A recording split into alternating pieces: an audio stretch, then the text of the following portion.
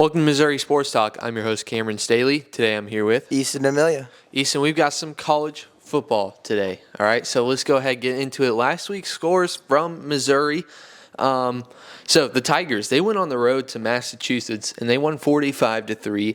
It was a little iffy. The score is nice, but they're still having the same troubles that they've had all season. Yeah, but it was a good rebound game after the recent loss. I feel like the team got closer, and a lot of the interviews said, this week they really went back to the basics and found a way to find stuff that had success. So I'm really excited to see what this next weekend brings against Auburn. SEMO blows out Tennessee Tech 34-3. That one was kind of expected. Truman State blows out Missouri S&T 48-7. And Missouri State, they go on the road to Illinois State, a team that was, I believe, ranked in the top 15, if I'm not wrong. And the Bears get it done, 41-7. Very impressive win.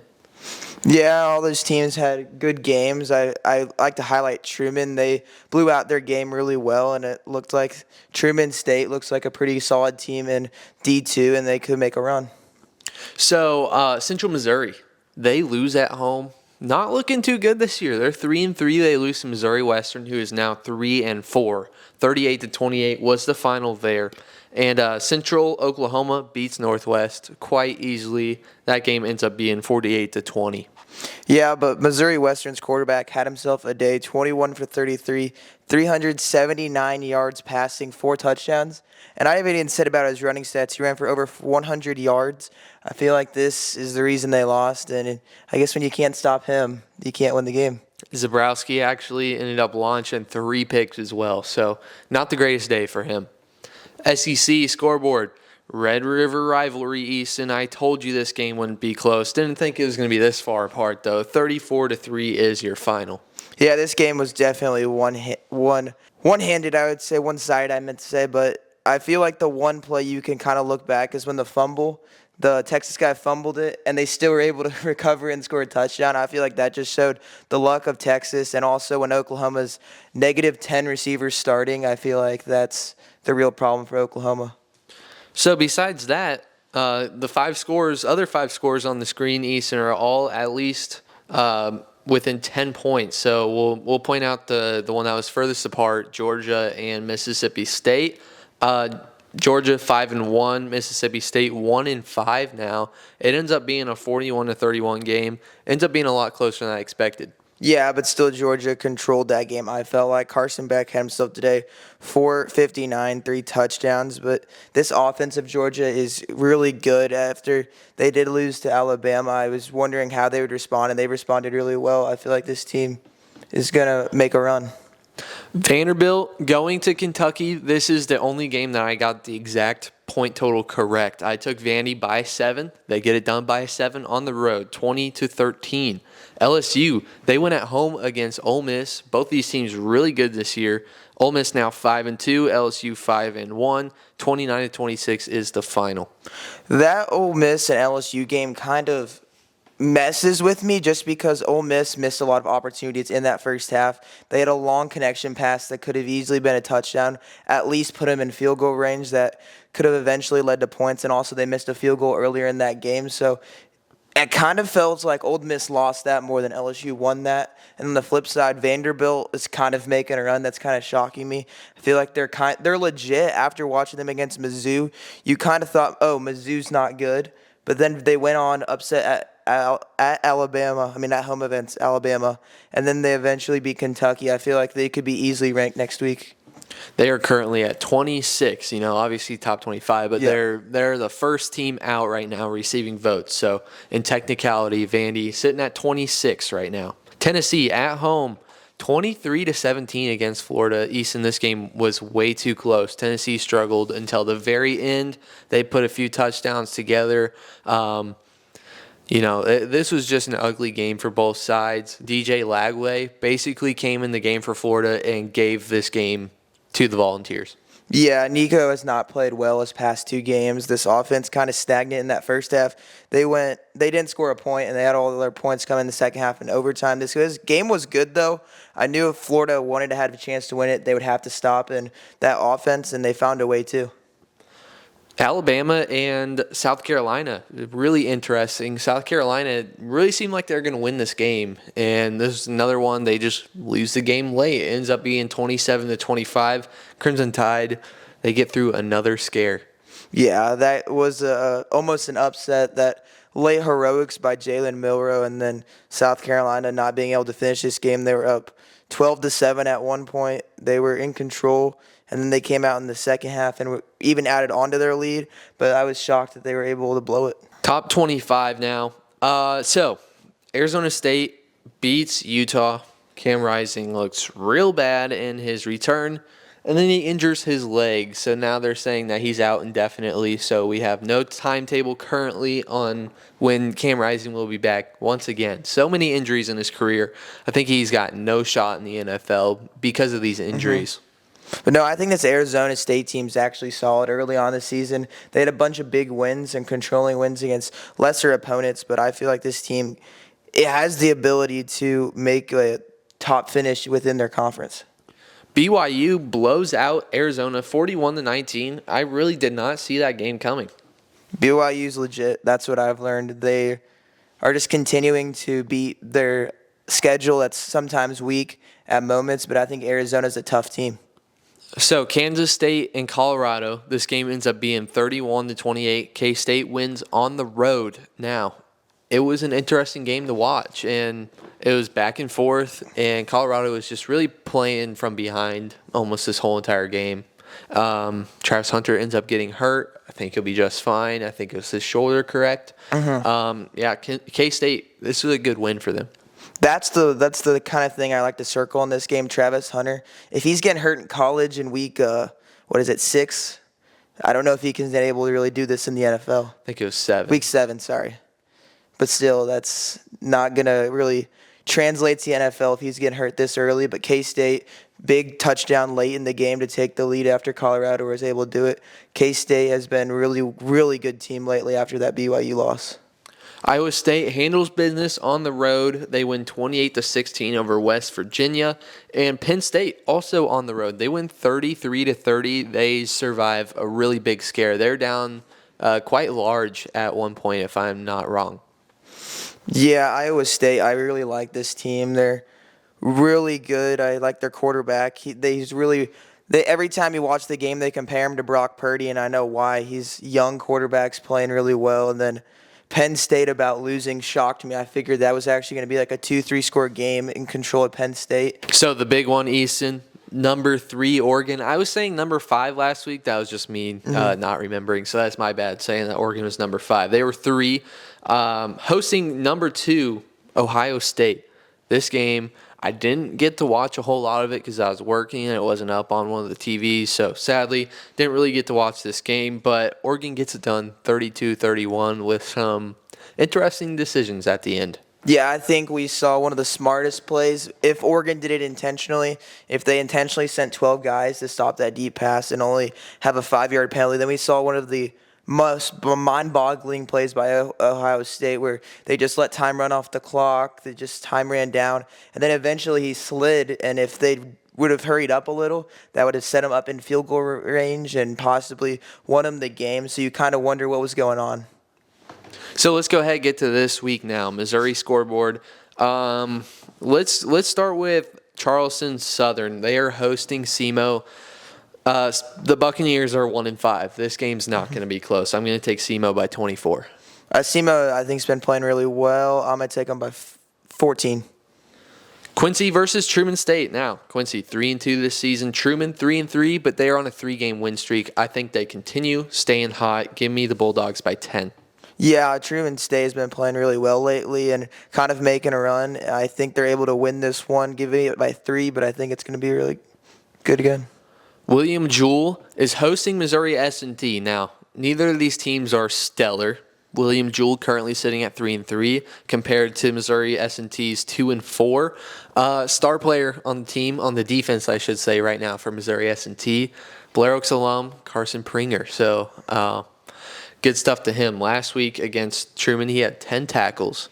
So, he's doing pretty well there, but I am going to take William Jewell to win this game. I think they're just a better team, and they're playing at home. So give me the Cardinals by 4. Well, give me the upset by 3. I really think the Blair Oaks alums able to get it done and get a couple more tackles. Missouri State versus Indiana State. This is not going to be the most fun game. I don't want to say it's going to be along the lines of Charleston Southern and SEMO, but it's going to be close. We saw what Missouri State was able to do to a ranked team last week, Illinois State. 41-7 was the final on the road. So now they're hosting 2-4 Indiana State, and I think it's not going to be close. Give me the Bears by 18. Yeah, I think Missouri State's going to take care of business in this one, give them by 20. Northwest versus Central Missouri is where we'll go next. This one is interesting. Northwest 4-3 right now, coming off a bad loss. They are not playing up to at least what I thought they would this year. Central Missouri also coming off a bad loss. This one was at home. Northwest was on the road. So Central Missouri going on the road to Northwest. Both of these teams coming off losses. Both teams playing under what I thought they would this year. I just, feel like I should just take the home team here. This one's a hard one to predict. Give me Northwest by 3. I was thinking the same thing. Take the home team here. I mean, after having 2 losses, it's really hard to get the team morale back up, especially if you're on the road again. I really think Northwest is able to win this by 3.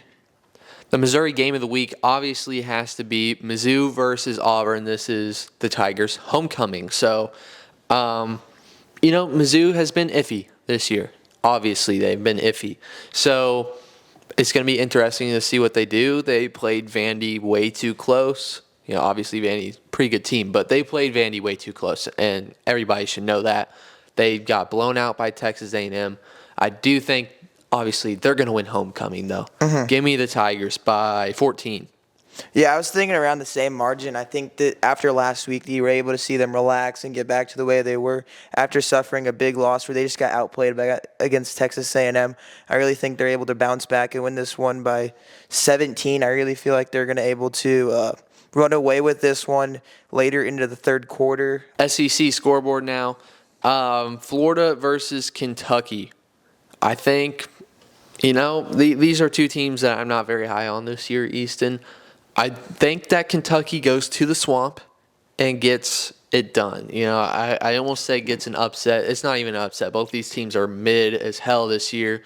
I'll take the Wildcats by 7. I'm going to take Florida at the Swamp. I really feel they played a great game last week, just unable to really get it done. It's all about their health as well. They lost a key player, their quarterback.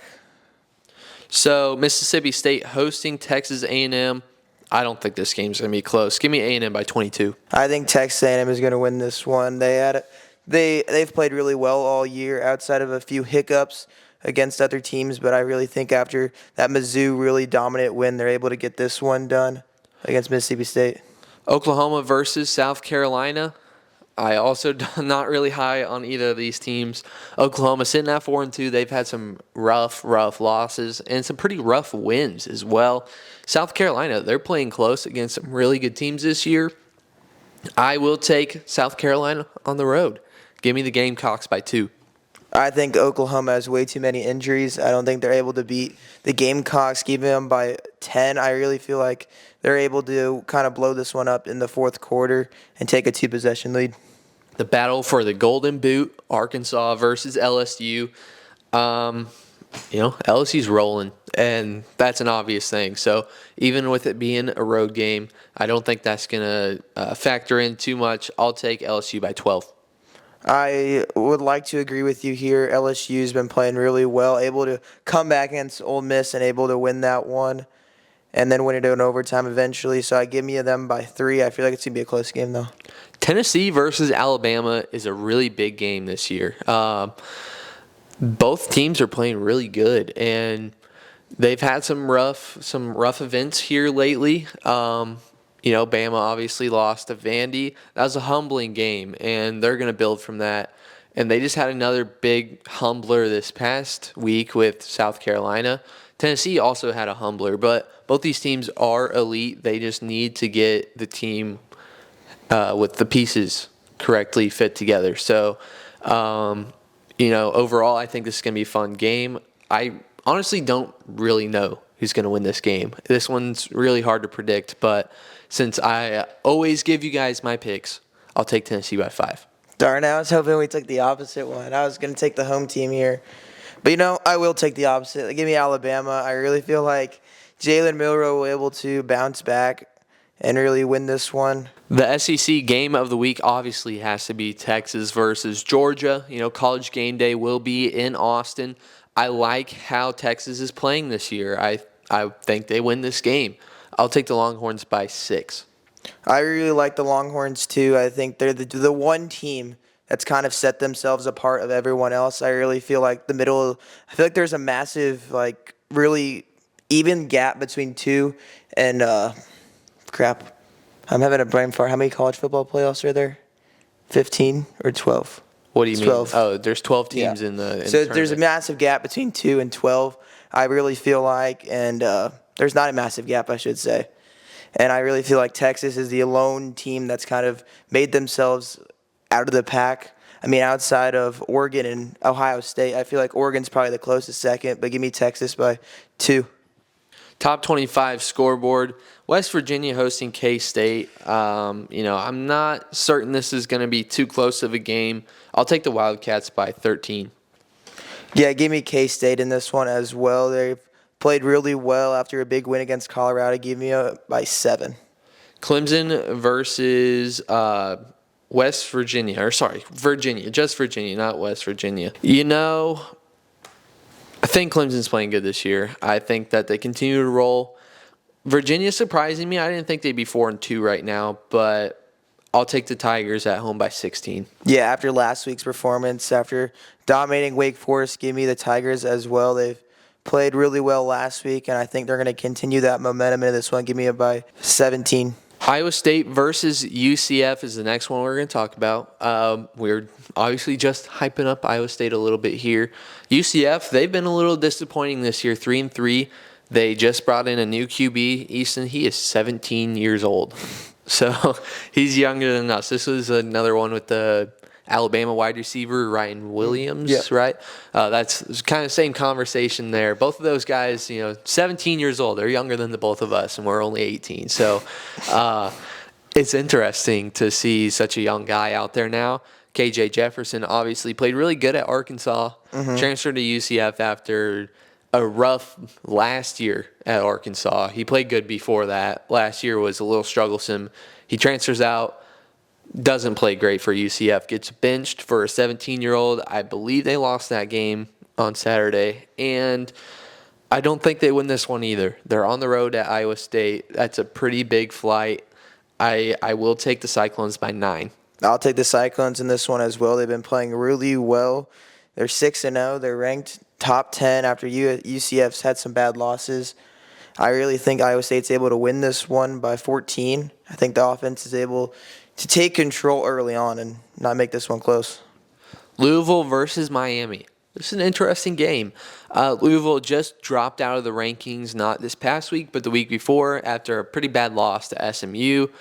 But I feel like Miami is just not the number 6 team in the country. I don't even know if they're top 10.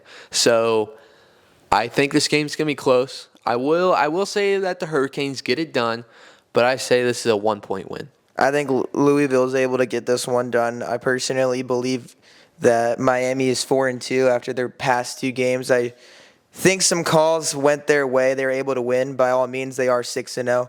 And I do believe if they're 6-0, they should be the 16th ranked team in the country, but I don't think they're able to beat Louisville, especially on the road. Illinois versus Michigan will be the next one.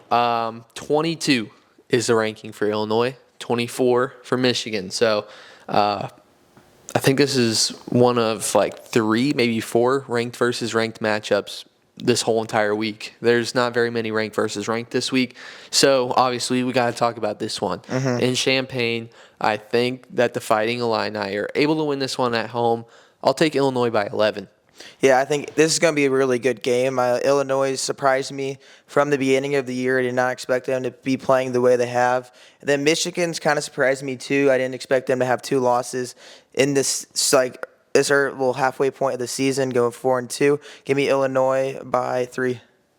All right, our last game of the day, and then we're going to wrap it up here. Indiana versus Nebraska Easton. Indiana is your favorite team, but I've got to pick against you. Kurt is doing a great job at Indiana. He came from James Madison, who he had rolling, and they're still doing good without him. But he turned this Indiana team from, a bottom feeder in the Big Ten, a team that didn't look like they had any sort of a future here in the next 5 years. He comes in, and now they're the 16th best team in the country. So I will take the Hoosiers by 8 points in this game. Well, give me the Cornhuskers. I'm a big Nebraska fan. Dylan Raiola is going to get it done. He had a shaky performance last time out. During their bye week, they're able to recover. I think they're going to win this one by 3. I think it's going to be a close game because Nebraska can never blow out anybody, let alone a good team.